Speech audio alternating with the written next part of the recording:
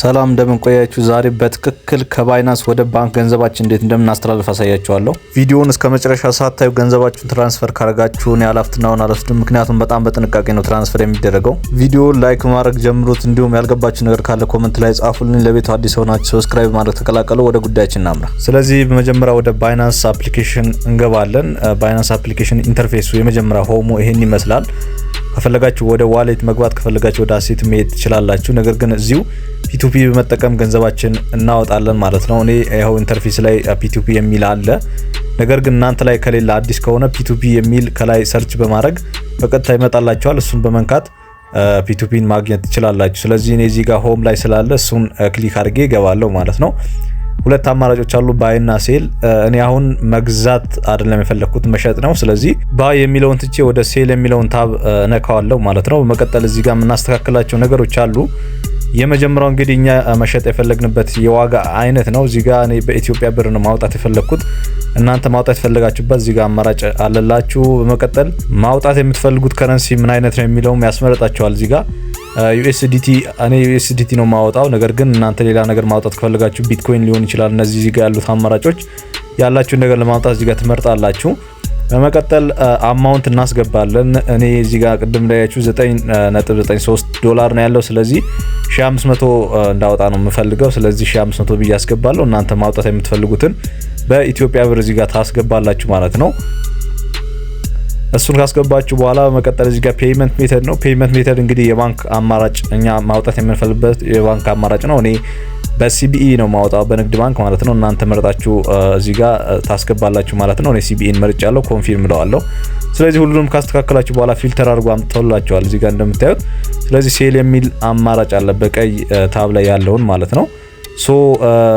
ሻጮቹ ኦንላይን መሆናቸው እዚህ ጋር እንደምታዩት አረንጓዴ ያለ ፕሮፋይል ላይ። ስለዚህ ሁሉም ኦንላይን ናቸው። እዚህ ማውራትም ስለሚቻል ትራንዛክሽን ፈጣን ይሆንና ስለዚህ እነሱ ማውራት ነው።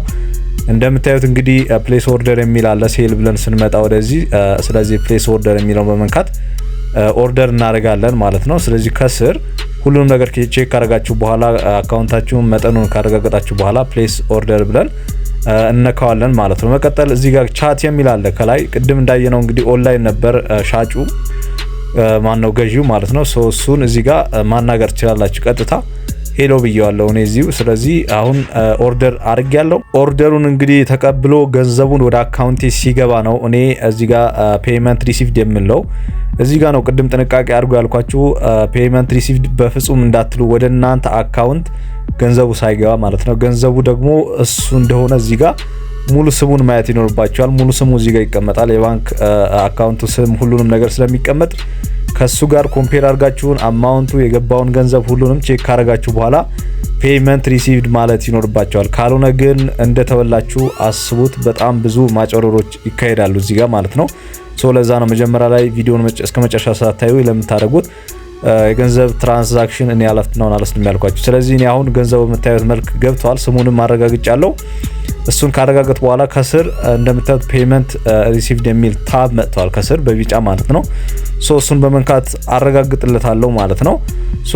እዚህ ጋር እንደምታዩት ገንዘቡ ገብቶልኛል። ስለዚህ እሱን ፔይመንት ሪሲቭድ ብዬ ሁለተኛውን አማራጭ ተቀብያለሁ ብዬ ታብ እመርጥና እዚህ ጋር ኮንፊርም ሪሊዝ የሚለውን በመንካት ገንዘባችንን እንቀበላለን። እንግዲህ ዶላራችን ደግሞ ከባይናንስ ይቆረጣል ማለት ነው። እንግዲህ ቬሪፋይ ለማድረግ ፓስወርድ ወይም ደግሞ የስልካችሁን አሻራ ሊጠይቃችሁ ይችላል።